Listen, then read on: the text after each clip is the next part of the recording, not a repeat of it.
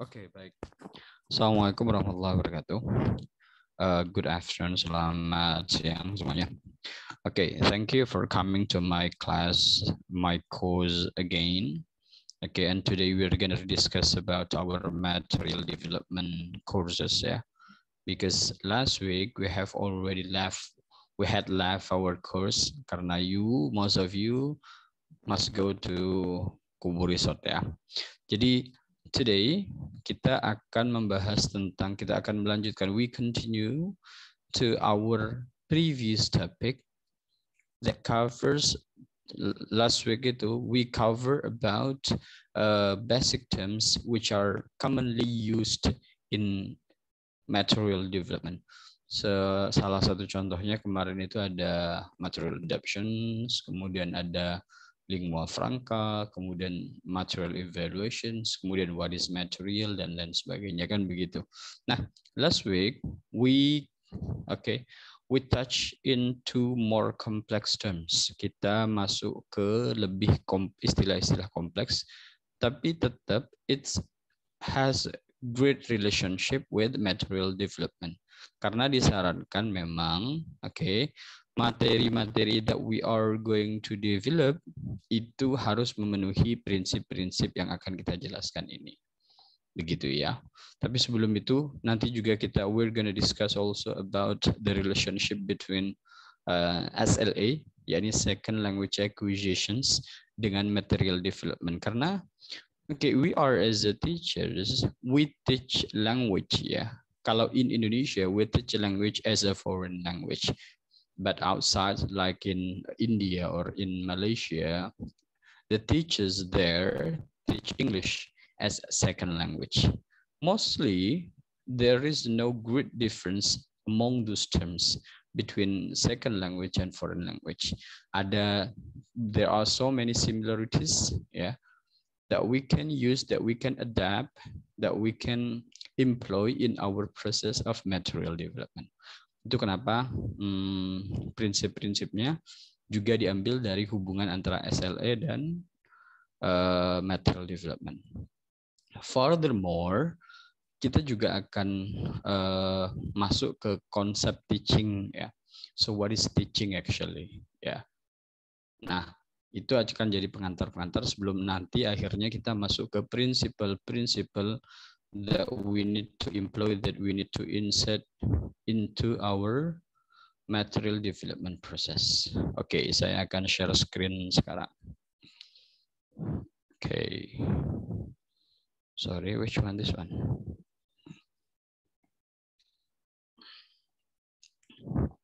Well, okay, now switch your focus into this PowerPoint.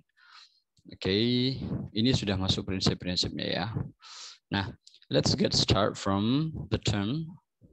Okay, wait. Okay, let's get start from the term materials. Kemarin, so in previous meeting, we also already define what is materials. Okay, kali ini I just want to strengthen and highlight what is materials. Jadi materials, ya, simply refer to anything which is used by teachers or learner to facilitate the learning of language. Jadi apapun itu yang memudahkan, ya, proses belajar mengajar, we call it materials. Nah, contohnya banyak di situ itu. Materials could be obviously be videos.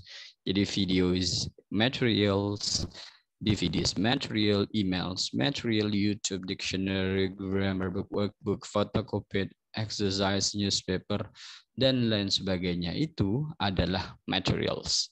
Jadi again, I need to highlight that materials is not only about a book, is not only workbook, is not only handout. Ya, jelas ya.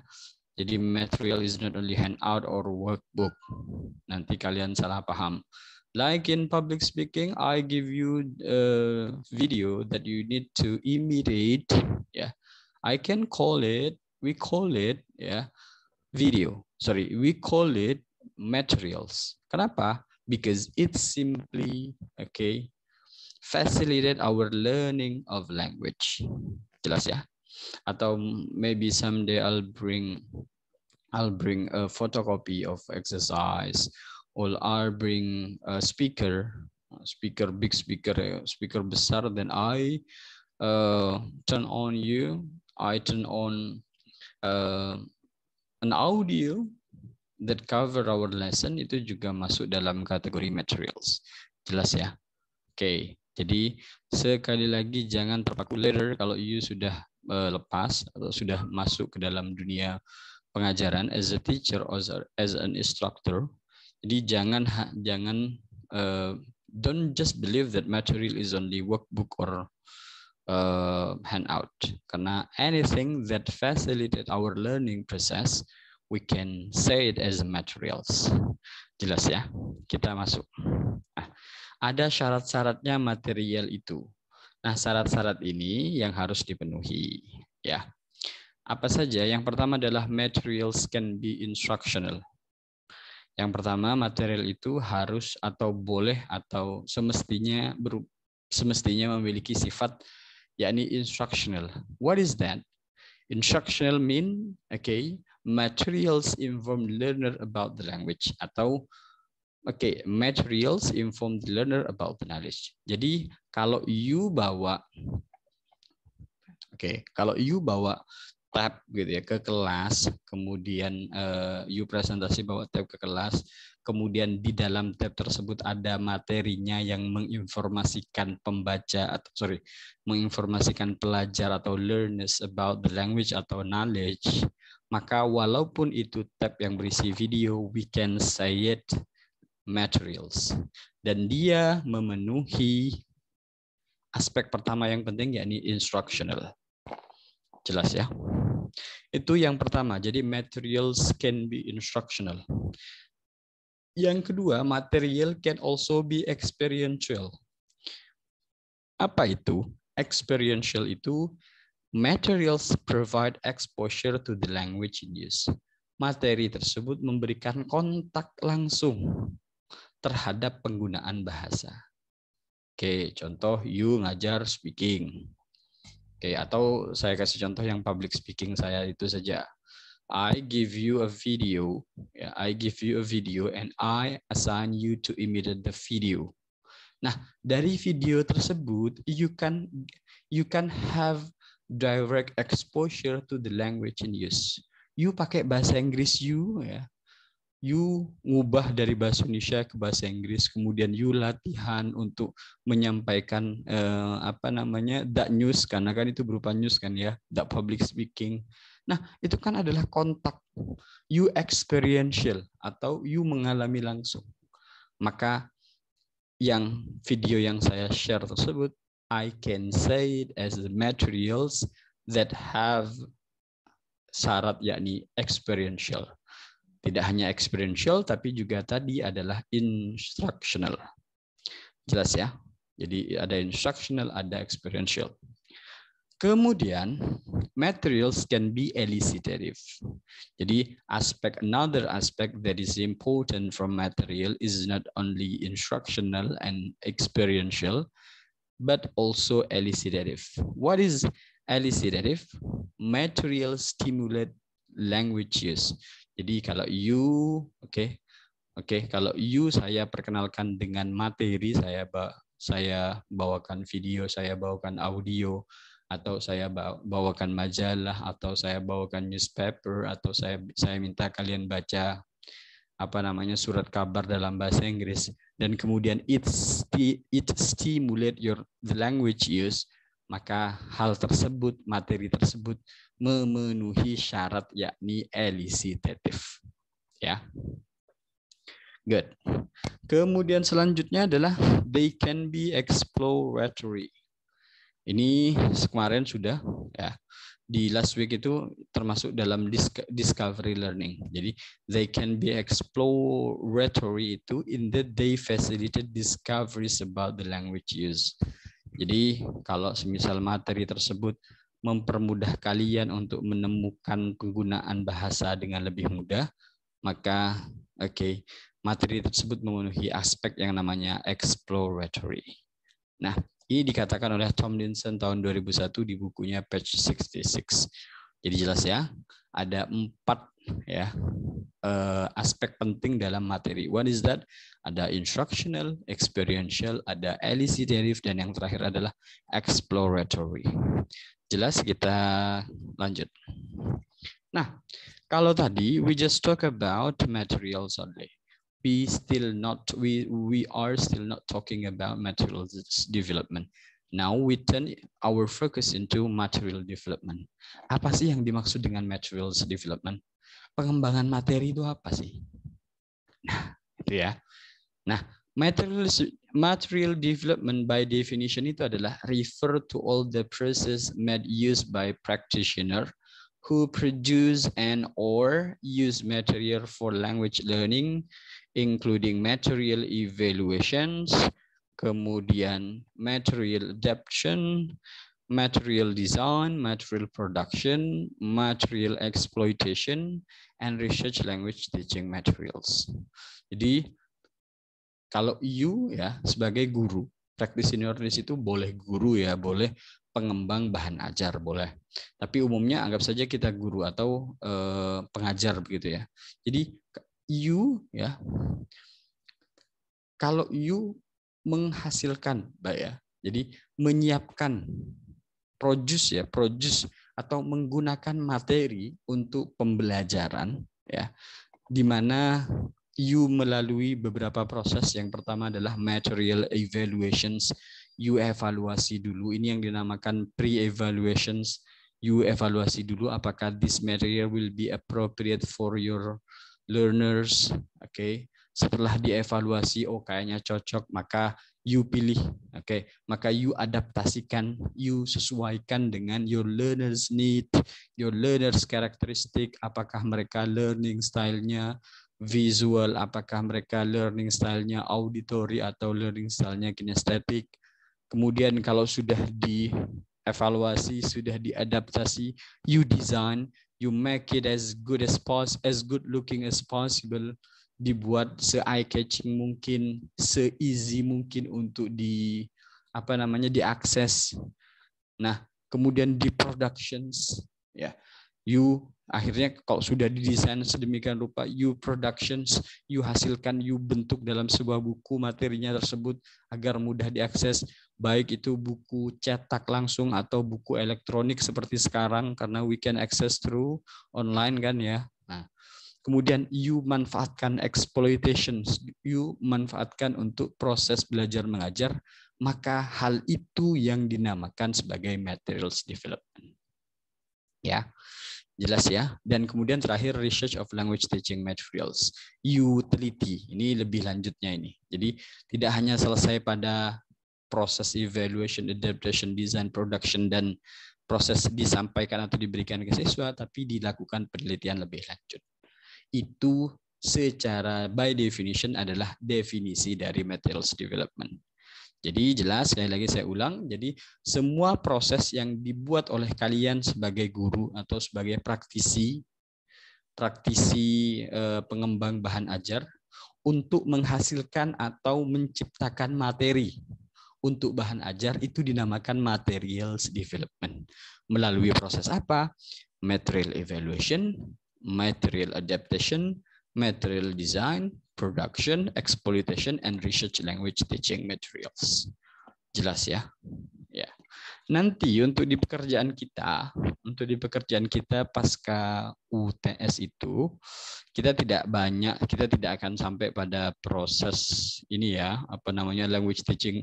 research of language teaching materials. You hanya mengevaluasi saja, saya minta you untuk mendesain materi, you evaluasi apakah materi ini cocok untuk siswanya, kemudian you adaptasikan, kemudian you desain se-eye catching mungkin, sebagus mungkin, segampang mungkin untuk diakses, kemudian you hasilkan, you buat langsung, dan you manfaatkan. Kita sampai di situ saja. Jadi that is our work for next meeting after midterm test. Jadi jelas ya, materials development ini, yang dimaksud dengan material development itu apa. Sekarang kita masuk ke aspek selanjutnya. Materials development itu dua. Yang pertama adalah field of study, Yang kedua adalah practical undertaking. Ya, jadi aspek dari materials development itu memiliki dua aspek penting. Yang pertama adalah field of study, while the second one is practical undertaking. What is field of study?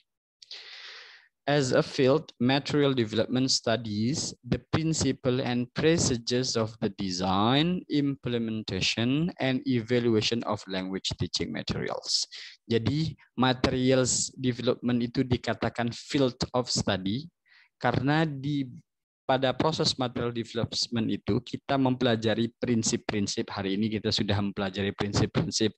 Kemudian kita mempelajari procedures. Next meeting atau next to meeting itu kita akan mempelajari tentang procedure of the design atau of the material development. Kemudian how we implement our materials into our students. Bagaimana materi yang sudah kita sesuaikan prinsipnya, sudah kita pelajari prosedur dan desainnya, kita implementasikan kepada siswa. Tidak selesai di situ, setelah diimplementasikan kita evaluasi materi tersebut whether the material is effective or not. Jelas ya. Itu yang dinamakan sebagai field of study. Jadi when we studies the principle and procedure of the design, implementation and evaluation of language teaching materials, we can say that our material development is field of study. Ya, jelas ya, dikatakan field of study apa. Kemudian yang kedua, dikatakan practical undertaking. Ya. Dikatakan practical undertaking itu adalah material development refers to anything which is done by the writers. Kalau tadi field of study itu teorinya ya. Practical undertaking itu sudah prakteknya. Jadi anything which is done by writers, teacher, or learner to provide source of language input, to exploit the source in a way which maximizes the likelihood of intake and to stimulate purposeful output, itu dikatakan practical undertaking. Masih bingung ya? Begini ya. Jadi segala hal yang dilakukan oleh guru atau penulis atau guru atau learners untuk mempersiapkan atau memberikan input. Ini saya clarify dulu. Ya. Jadi dalam proses belajar itu ada yang namanya input, ada yang namanya Saya mulai ya. Jadi dalam proses SLA itu ya, pokoknya dalam proses second language acquisition itu ada yang namanya input. Input itu menjadi intake. Dari intake itu diproseslah input tersebut, baru kemudian dia jadi output. Saya beri contoh. Ya. When I say, saya bilang kalimat ini dalam bahasa Inggris. Saya bilang kepada kalian, kalimat simple saja seperti expression better luck next time. Kemudian how was it going? Ya, itu adalah input. Kalimat-kalimat seperti how was it going, better luck next time. Kemudian yang sering saya kasih ke kalian itu adalah good luck. Kemudian keep your head up. Itu adalah input. Kalau input tersebut masuk ke dalam kepala kalian atau proses yang tidak terlihat di dalam diri kalian dan melekat, ya, dan diproses, itu namanya intake. Intake itu ada di bagian ini, intake. Nah, kemudian karena kalian sering mendengar saya bilang better luck next time, kemudian good luck, kemudian how was it going, terus kemudian keep your head up, semangat itu. Nah, kemudian kalian bisa menggunakannya. Jadi, oh iya, Mr. Yasin sering bilang keep your head up untuk bilang semangat. Maka you pakai. Then you can say keep your head up to your friend that is unmotivated. You bilang semangat kepada teman kalian yang tidak termotivasi, maka itu adalah output dari input yang saya berikan. Begitu. Itu yang namanya input, intake, yang akhirnya adalah stimulate purposeful output. Itu akan kalian pelajari di second language acquisitions. Ya, jadi intinya practical undertaking itu materi-materi yang dibuat itu yang sudah desain itu harus mampu memberikan source of language input, memberikan input, dari input digunakan menjadi intake, melekat di kepala, you ingat, dari intake baru kemudian diproses menjadi output. Diingat-ingat ya bagian ini. Nanti kalian boleh baca-baca juga. Jadi input, intake, prosesnya baru output. Ini dibahas di SLA. Ya jelas ya, itu yang dinamakan practical undertaking. Caranya bagaimana untuk practical undertaking tersebut? Material development, might write textbook, tell stories, bring advertisement into the classroom, express an opinion, provide sample of language use, or read poem, allowed to provide input to learners. Jadi untuk memberikan input itu, you bisa bawa textbook, you baca. Silakan dibaca, kemudian you contoh ya pakai textbook. Terus ini saya bawa textbook hari ini, silahkan you baca, terus kemudian you jelaskan tentang apa. Maka kan buku tersebut jadi input. You proses di dalam, baru kemudian you jelaskan. You bisa menjelaskan buku tersebut. Itu jadi output. Contoh, I tell you stories. I tell you stories. Saya menceritakan you cerita-cerita. Kemudian you proses itu di dalam kepala, kemudian you bisa retell, menceritakan ulang. Nah, itu adalah proses input menjadi intake, menjadi output. Sama dengan bring advertisement, express an opinion, provide sample of language use. Ah, ini yang seperti tadi nih. Keep your head up, kemudian better luck next time. Itu kan adalah sample of language use. Ya. Nah, jadi maksimalkan inputnya. Kalau input you bagus, input you benar, oke, itu akan menjadi intake di proses akuisisi siswa. Kemudian itu yang akan melahirkan yang namanya output. Jelas ya. Jadi saya rasa untuk penjelasan input, intake, kemudian di processing, kemudian baru jadi output, itu sudah jelas ya. Good. Kemudian material evaluations. Ini sudah dijelaskan kemarin, saya skip saja. Jadi nih, it consists of attempt to predict whether or not the material will work. Jadi kan ada pre-evaluation, ada post-evaluation. Ini last week sudah ya. Saya skip saja ini. Kemudian kita masuk ke language teaching. What does it mean by language teaching? Jadi teaching is used to refer to anything done by material developers or teachers to facilitate the learning of language. Jadi yang dilakukan oleh pengembang materi untuk memfasilitasi proses belajar itu namanya teaching. Produknya namanya material, ya. Kalau yang dihasilkan, ya, kita teaching menggunakan apapun yang membantu kita dalam proses belajar dan mengajar berupa produk, itu namanya materials. Kalau prosesnya namanya teaching. Jelas ya? Saya lanjut. Nah, di sini ada aspek penting dari teaching. Teaching itu can be direct, ya. Ya sudah, in that it transmit information overtly to the learners. Ini seperti tatap muka langsung. Ya sudah, ini secara langsung, ya.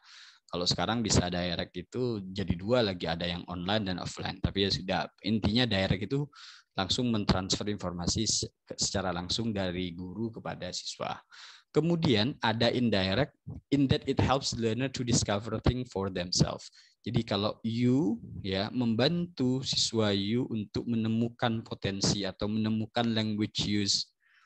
Oke, sehingganya mereka paham, oh kalau pakai begini, kalau pakai rumus ini begini. Jadi dia paham sendiri, tapi you bantu, you stimulate, you facilitate, itu namanya indirect. Kemudian teaching itu juga preemptive, that it aims to prevent problems. Jadi mencegah lebih baik daripada mengobati, kan begitu. So when you can prevent the problems, maka your teachings memenuhi syarat yang namanya preemptive. Kemudian facilitative, jadi it help learners to do something, yaitu namanya facilitative. Kemudian responsive, in that teaching itu respond to the need for language when it occurs. Jadi merespon kebutuhan siswa. Kemudian remedial itu untuk menghadapi masalah. Ini saya rasa tidak terlalu rumit, tapi penting untuk saya share kepada kalian, because biar kalian tahu bahwa teaching itu ya tidak hanya direct dan indirect saja, tapi ada aspek-aspek lain like preemptive, facilitative, responsive, dan remedial. Saya lanjut. Nah, kita masuk ke dalam SLA, Research and Materials Development. Ini yang saya tadi bahas. Jadi, a marriage of a compilation of learning principle and procedure which most teachers agree contribute to successful learning as well as compilation of principle and procedures recommended by most SLA. Jadi, prinsip-prinsip ya yang disepakati oleh materials para ahli itu sejalur atau sejalan, bukan sejalur, tapi sejalan dengan prinsip-prinsip yang ada di SLA. Ya, oke. Saya lanjut. Could produce a list of principle and procedure which would provide a menu potentially profitable option for material developments. Jadi kalau you makin paham tentang SLA, research tentang SLA, maka you akan memiliki opsi yang lebih banyak untuk proses material development. Itu makanya dari tadi kan saya banyak menyinggung SLA. Input, intake, kemudian output itu SLA. Ya, risetnya antara materials development itu juga SLA. Ya, makanya SLA dan materials development itu has great relationship. Kita masuk. Prinsip-prinsip apa? Yang pertama adalah prerequisite prasyarat for language acquisitions. Untuk proses akuisisi bahasa itu is that the learners are exposed to rich, meaningful, and comprehensible input of language in use. Ini tadi kita sudah tahu ya input apa. Jadi apa yang kita coba. Jadi what we are trying to teach, what we are trying to deliver, what we are going to facilitate to our students itu akan input. Dari input berubah jadi intake, dari intake diproses jadi output, kan begitu. Nah, disarankan untuk input itu, materials development itu kan adalah juga bisa jadi material yang kita kembangkan atau materi yang kita bawa ke kelas itu kan input kan dari tadi. Coba lihat, saya masukkan lagi ke atas. Nah, sorry.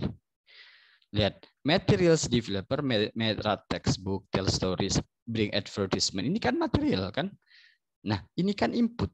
Nah, dikatakan di prinsipnya SLA itu, input yang diberikan berupa materi-materi itu harus rich, harus kaya. Maksudnya kaya itu beragam, penuh informasi, meaningful bermakna, bisa digunakan, and comprehensible. Comprehensible itu bisa difahami. Jadi materi-materi yang dibawa, materi-materi yang you akan coba kembangkan dan buat itu harus bisa dipahami, kemudian meaningful, maksudnya berguna, bisa digunakan dalam kehidupan sehari-hari, kemudian rich of information, kaya akan informasi-informasi baru. Ya, jadi jelas ya, input atau materi yang kita kembangkan itu disarankan untuk meaningful, rich, and comprehensible. Karena itu masuk dalam salah satu input. Ya. Saya lanjut. In order for the learners to maximize their exposure to the language in use, they need to be engaged both actively and cognitively in the language experience. Jadi, agar memaksimalkan pengalaman mereka atau kontak mereka dengan penggunaan bahasa, mereka atau siswa tersebut harus secara afektif dan kognitif. Secara afektif dan kognitif ini, afektif itu secara sikap. Jadi ingat ini kata-kata saya.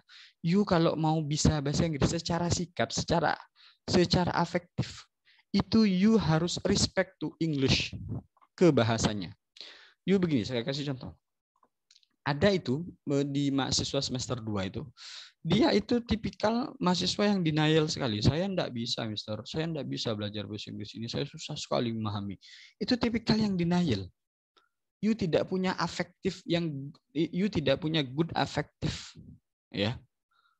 Kalau sudah sikap yang you punya terhadap bahasa Inggris, you tidak percaya, you tidak yakin, kemudian you minder. Secara afektif itu kan sikap. You punya keyakinan tidak mungkin bisa bahasa Inggris, you tidak akan bisa. Makanya dikatakan untuk memaksimalkan exposure atau kontak langsung dengan penggunaan bahasa, mereka itu secara afektif, itu ya secara sikap, kognitif, nih, secara pengetahuan mereka juga harus kaya. Maksudnya secara pengetahuan mereka mengalami atau belajar betul, mereka punya kognitif yang baik terhadap bahasa Inggris. Seperti tadi pada afektif. Kalau mereka secara sikap saja mereka tidak percaya diri, bagaimana mungkin mereka bisa? Kemudian kognitif, mereka tidak pernah diperkenalkan dengan bahasa-bahasa Inggris yang lain atau pola-pola bahasa Inggris yang lain, atau juga materi yang diperoleh mereka sedikit sehingga kognitifnya tidak berkembang, maka proses untuk belajar bahasanya lama. Nah, itu kenapa dikatakan affectively and cognitively. Sebenarnya ada 3, afektif, kognitif, dan psikomotorik. Tapi di sini dikatakan hanya 2. Saya lanjut nomor 3. Language learners who Language learners who achieve positive affect are much more likely to achieve communicative competence than those who do not. Oh, ini bukan. Jadi mereka yang punya positif, jadi kalau mereka sudah secara afektif dan kognitif mengalami atau punya mereka diperkenalkan dengan bahasa Inggris, pengalaman berbahasa Inggris secara afektif, sikap, belief, dan kognitif, kemampuan, mereka akan memiliki efek positif. Nah, efek positif tersebut yang kemudian menjadi faktor penyebab sukses tidaknya mereka dalam proses communicative competence. Jadi memperoleh kompetensi atau pemahaman untuk berbahasa Inggris. Ya. Jadi kalau they got positive effect, maka they much more likely to achieve communicative competence. Ya. Semua ini akan dipelajari nanti di SLA semester 5. Ya. Good. Ini saya lewati karena ini adalah prinsipnya SLA. Tapi yang pasti sudah saya jelaskan tadi ketiga-tiganya. Ke yang keempat. Oh, masih ada yang keempat. L2 language learners can benefit from using this mental research which they typically utilize when acquiring and using their L1. Ini prinsipnya SLA. Jadi L1 atau first language atau mother tongue itu ada yang namanya mental resources. Nah, biasanya language learners itu mencari kesamaan dan perbedaan antara their first language, their mother tongue, and their second language atau their foreign language atau bahasa yang sedang dipelajari. Nah, kalau mereka menemukan yang namanya kesamaan antara first language dan second language, mereka akan memperoleh manfaat dari itu. Saya beri contoh. Ini salah satu kesamaan antara first language dan second language. Di dalam bahasa Indonesia itu, kamu cantik adalah saya pergi ke pasar. Saya pergi ke pasar. Ya sudah, kalau saya pergi ke pasar, bahasa Inggrisnya ya sama. Ini yang namanya kesamaan antara first language. Anggap saja our first language is Indonesia, our second language is English. Saya pergi ke pasar, bahasa Inggrisnya saya adalah I. Pergi adalah go. Ke adalah to. Pasar adalah market. Ini kesamaan. You can get benefit from this. Tapi ada perbedaan-perbedaan yang mungkin mengganggu you dalam proses perbandingan dari L1 ke L2. Contohnya, wanita cantik bahasa Inggrisnya adalah bukan woman beautiful, kan wanita cantik. Harusnya kalau diartikan mau kita samakan wanita ya woman, cantik ya beautiful, woman beautiful. Tapi dalam bahasa Inggris dibalik, beautiful woman. Nah, itu yang namanya cannot get benefit from uses these mental sources. Ya, jelas ya. Nanti ini akan dibahas di SLA. Saya kebetulan tidak pegang SLA. Kalau saya pegang SLA, saya lumayan suka mengeksplor ini karena di SLA itu memang materi yang sangat menantang, kemudian informatif sekali untuk proses pemerolehan bahasa Inggris. Kemudian nomor 5, language learners can benefit from noticing salient features of the input and from discovering how they are used. Jadi mereka bisa dapat benefit atau manfaat dari salient features of the input. Anggap saja input kita tadi materi. Salient itu kan yang menarik perhatian. Jadi kalau you mendisplay materi yang menarik perhatian mereka, ya, membuat mereka penasaran dengan materi atau input tersebut. Kemudian mereka mau mencoba menggunakannya dan belajar, ya mereka akan dapat benefit dari situ. Kemudian yang nomor 6, learners need opportunities to use language to try to achieve a communicative purposes. Ya jelas mereka harus punya kesempatan untuk menggunakan bahasanya ya. Jadi 1, 2, 3, 4, 5, 6 untuk prinsipal SLA-nya sudah. Kita masuk. Nah, ini dia baru masuk ke prinsip-prinsipnya materials development. Kalau yang ini, ya, ini list of principle-nya SLA. Kebanyakan SLA. Kalau yang ini adalah materials should, yang pertama adalah material should achieve impact. Ini adalah prinsip-prinsipnya materials development. Kalau kita mengembangkan materi, ya, maka materi tersebut disarankan menghasilkan atau achieve impact. Bentar ya. Oke, impact. Impact apa? Yang pertama adalah impact is achieved when materials have noticeable effect on learners. Jadi materials development itu harus menghasilkan efek. Efek tersebut bisa dilihat kalau ada perubahan secara, ya pasti ya, kalau dalam bahasa itu, kalau you belajar bahasa, akan ada perubahan secara afektif, kemudian kognitif dan psikomotorik. Ya, jadi materi-materi yang kita kembangkan itu harus memberikan efek atau impact. Impact tersebut bisa kita lihat dengan cara kalau learners itu mengalami perubahan. Perubahan secara apa? Secara garis besar itu 3. Pertama afektif, kognitif, dan psikomotorik. Oke, di sini dijelaskan perubahan yang semacam apa? Learner curiosity. Jadi apa namanya? Tingkat pengen tahunya besar. Jadi mereka jadi penasaran. Ya, itu secara afektif itu ya. Mereka jadi penasaran terhadap materi tersebut, maka materials yang kita kembangkan itu sudah dikategorikan achieve impact.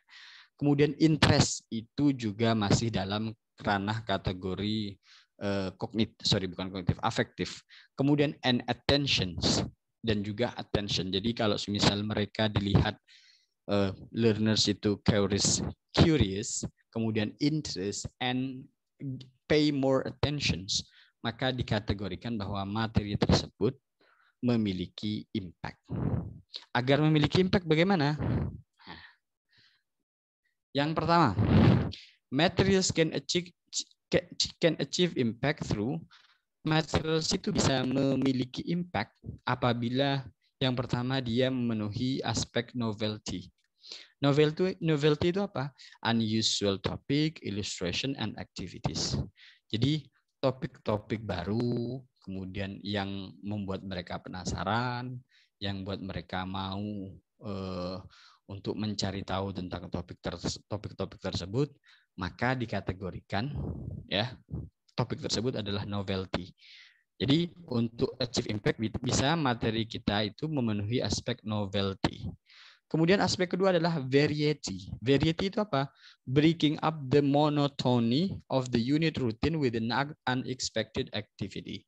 Jadi variety itu kalau biasanya aktivitas di kelas itu monoton saja, presentasi saja, atau belajar seperti grammar itu saya ngomong saja begitu ya, ngejelasin materi, maka bisa saya ubah dengan cara, yuk silahkan kalian seperti yang dulu-dulu pernah saya lakukan, silahkan kalian menulis terkait topik ini menggunakan simple present tense. Itu kan aktivitas yang variety atau berbeda dari sebelumnya.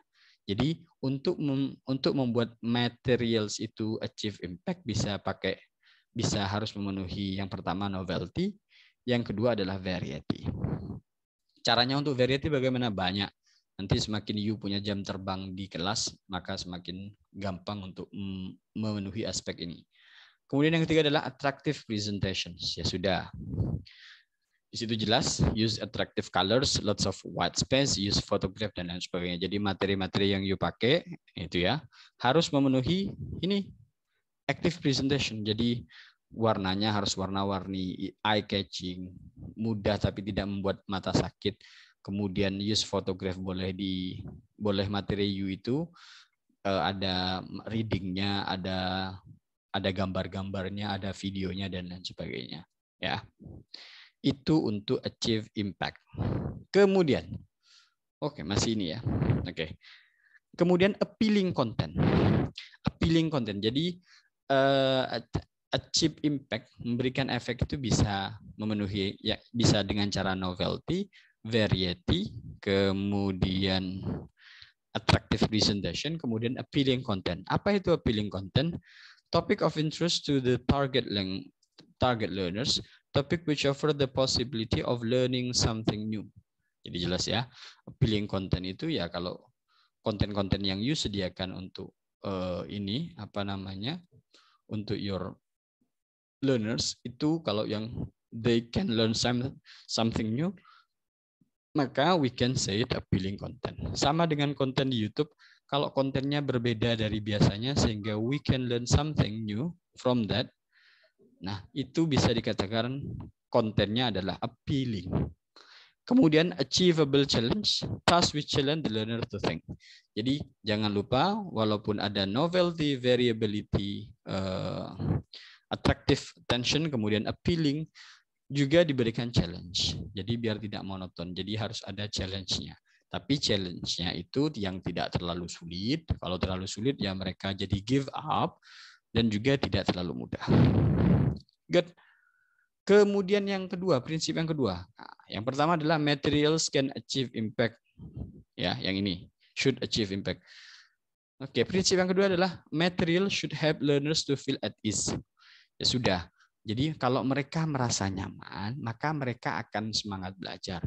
Kalau mereka semangat belajar, maka mereka akan gampang memproses input tadi, sehingga menghasilkan input yang baik. Dikatakan bahwa research has shown the effect of various form of anxiety on acquisitions. Ini ya, anxiety ini topiknya SLA, dan nanti ada anxiety, risk-taking, inhibitions, motivation, dan lain sebagainya.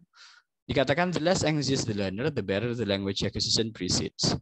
Jadi kalau mereka khawatirnya itu tidak terlalu khawatir, atau mereka lebih merasa nyaman. Kalau mereka sering merasa nyaman, maka semakin bagus. Semakin mereka sering merasa nyaman belajar, maka semakin bagus dan semakin cepat mereka memperoleh pelajaran tersebut. Begitu saja intinya. Ya, jelas ya. Materi yang kita sediakan harus help learners to feel at ease, merasa nyaman, tidak merasa khawatir atau anxious. Caranya bagaimana? Materials can help learners to feel at ease in number of ways. Caranya yang pertama adalah feel more comfortable with the written materials with lots of white space than they do with materials in which a lot of different activities are crammed together on the same page. Ya sudahlah, intinya materi tertulis sebenarnya tidak hanya materi tertulis ya, apa saja yang attract their attentions itu, yang memenuhi aspek novelty, appealing itu, sehingga mereka feel comfortable, ya boleh-boleh saja. Itu akan, it can make them feel at ease. Ya, oke, ini kan hanya karena zaman dulu kan masih yang written ya. Kalau sekarang kayaknya disuruh baca saja mahasiswa itu ya susah-susah sekali. Kemudian more at ease with text and illustration that they can relate in their own cultures. Jadi teks atau materi-materi tersebut harus berkaitan dengan bidang studinya atau budaya-budayanya. Saya beri contoh. Saya sedang mengajar English for Mathematics. English for Mathematics itu salah satu materinya adalah basic algebra. Yakni bukan basic algebra. Ya intinya ya yang penambahan, pengurangan, ya additions, kemudian decrease, kemudian subtraction dan divisions. Di bagian multiplication, perkalian itu saya minta mereka membaca sebuah teks dan kemudian menonton video. Nah, karena mereka berkaitan, mereka kan anak matematika, walaupun teksnya dalam bahasa Inggris dan videonya ngomong bahasa Inggris, mereka tetap bisa memahami itu. Dan mereka merasa nyaman dengan materi tersebut. Kenapa? Karena walaupun materi tersebut materi bahasa Inggris, tapi ada unsur matematikanya yang mereka paham. Itu yang namanya kita harus mempersiapkan materi yang inline atau relate to their own culture. Kemudian more relaxed with the materials which are obviously trying to help them to learn that they are with materials which always testing them. Ya ini ya. Ini salah satu aspek penting. Jadi materi itu tidak boleh terus-menerus yang berupa tes. pertanyaan, terus workbook, terus yang dikerjakan buku soal itu. Walaupun workbook kan material, tapi tidak boleh dikasih soal. Makanya saya garis bawahi, saya paling pantang untuk langsung menyuruh mahasiswa presentasi atau mengerjakan tanpa saya jelaskan. Kenapa? Karena memang kalau disuruh saya dijelaskan kalau disuruh mengerjakan tugas langsung tanpa diberikan basic yang cukup, ngerasa tidak nyaman. Saya pernah merasakan itu di kampus dulu. Makanya I try as hard as possible untuk memberikan input yang cukup dulu kepada kalian, baru kemudian saya beri tugas. Dikatakan agar siswa merasa rileks itu, materials which are obviously trying to help them to learn, untuk belajar, bukan testing them, untuk dites mereka terus. Jelas ya? Itu kenapa di Finland itu tidak ada yang namanya testing. Dan sekarang Indonesia tidak ada yang namanya final ujian nasional, national examinations. Walaupun masih ada tes-tes seperti UAS dan lain sebagainya. Loh Mister, kalau tes-tes seperti itu nanti bahasannya di mana? Bahasannya di namanya language assessment, itu saya yang akan cover mata kuliahnya. Kemudian feeling at ease can also be achieved through a voice which is relaxed and supportive. Jadi kalau mengajar, kalau menjelaskan tidak usah terlalu cepat, kemudian rileks saja, kemudian banyak senyum, ya. Pokoknya harus membuat siswa merasa nyaman atau pembelajar itu merasa nyaman. Nah, kalau mereka sudah nyaman seperti prinsip yang ini, semakin nyaman mereka akan semakin termotivasi. Semakin termotivasi mereka akan semakin giat belajar. Kalau sudah giat belajar, mereka akan bisa memproses input intake tersebut menjadi meaningful output. Ya. Kemudian material should help learners to develop confidence. Ya, jelas ini ya. Jadi materi-materi tersebut harus membuat kalian percaya diri. Caranya bagaimana? Ya materi-materi tersebut harus appealing tadi itu, variety. Kalau udah seperti itu kan kalian belajar semangat. Kemudian kalian lihat, kalian paham materinya. Kalau sudah materi paham, kalian akan pede untuk menyampaikannya. Ya, kayaknya sudah. Oke, cara membangun confidence itu banyak ya. Cara-caranya nanti boleh kalian baca ini. Pertama adalah push learner slightly beyond their existing proficiency by engaging them in tasks which are stimulating, problematic, but achievable. Jadi membuat mereka semangat itu bisa dikasih tugas, boleh. Tapi tugasnya itu harus yang menstimulat, merangsang mereka untuk berpikir, untuk mencoba lebih giat. Kemudian masalahnya problematik tapi achievable. Tidak boleh tugasnya terlalu sulit. Ya, ini bukan testing ya, tapi tugas biasa. Kemudian what is being taught, ini adalah prinsip lain dari material development. What is being taught should be perceived by learner as relevant and useful. Jadi yang dipelajari harus relevan dan useful. Jadi materi-materi yang you siapkan itu you pikirkan apakah materi ini relevan atau tidak, useful atau tidak untuk mereka. Ya, jelas, nanti boleh dibaca lebih lanjut. Kemudian yang lain adalah material should expose the learners to the language in authentic use. Ini seperti yang saya jelaskan last meeting ya. Jadi mereka harus tahu bagaimana cara menggunakan bahasa tersebut di kondisi yang memang tidak disetting, tapi memang kondisi sebenarnya. You ajak mereka ke restoran yang memang di sana kalau pesan pakai bahasa Inggris, ini contoh saja ya. Kemudian you ask them to book atau to order by English, itu kan mereka langsung menggunakan bahasa Inggris di konteks yang tidak dibuat-buat, tapi authentic context ya. Kemudian material should take into account that learner differ in learning style. Ini penting, ini yang kemarin saya jelaskan. Learning style kemarin kan saya cover di pertemuan sebelumnya. Jadi materi-materi yang you kembangkan itu harus berbasis atau menyesuaikan dengan learning style-nya. You contoh, ada anak yang learning style-nya kinestetik atau suka gerak, suka praktek. You kasih yang visual atau you kasih yang audio, ya enggak masuk. Atau you lihat dalam sekelas ada 45 orang itu yang, ada 25 orang itu yang rata-rata audio dan visual. Tapi you di kelas materinya banyak praktek. You salah. Ya. Jadi materi tersebut harus disesuaikan dengan jenis atau learning style-nya. Ini kemarin sudah kita bahas. Kemudian Do students with the preference, ini masalah lebih lanjut dari learning style ya. Nanti boleh kalian baca. Saya lebih cepat. Material should not rely too much on control practice. Jadi control practice itu seperti yang kemarin ya. Jadi mereka ngomong speaking begitu kita kontrol.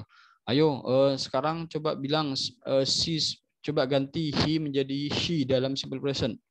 She speak English.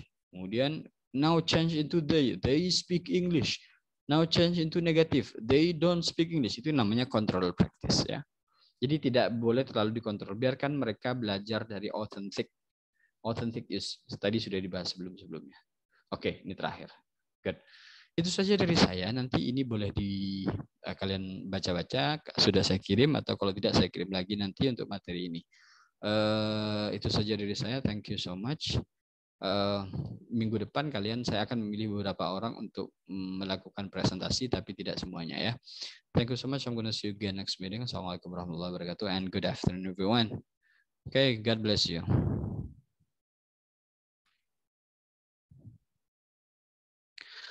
Goodbye. Assalamualaikum.